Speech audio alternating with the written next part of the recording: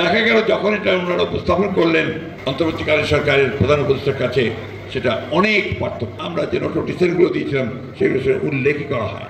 এটা হচ্ছে একটা আস্থা যে আমরা রেখেছিলাম, এখানে বিশ্বাসঘাতকতা করেছেন।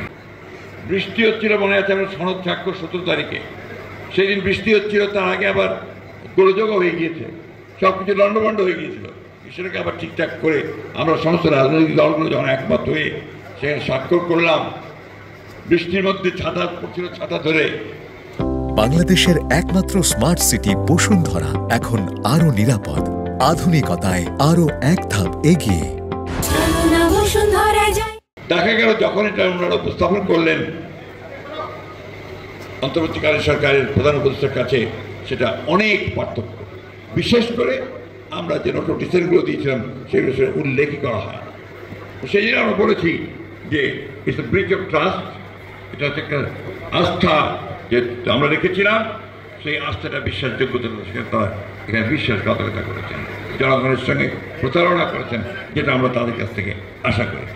প্রায় 1 বছর 8 মাস 9 মাস তারা এই কমিশনের, ঐক্যমত্য কমিশনে তারা আলোচনা করেছেন ঐক্যমতের বিভিন্ন বিশ্ব সংস্কারের বিভিন্ন বিষয়গুলো নিয়ে।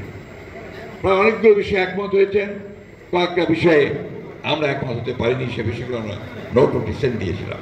অর্থাৎ আমাদের এখানে মতভেদ থাকলেও আমরা মূল যে সনদ, সেই সনদে আমরা স্বাক্ষর করেছি।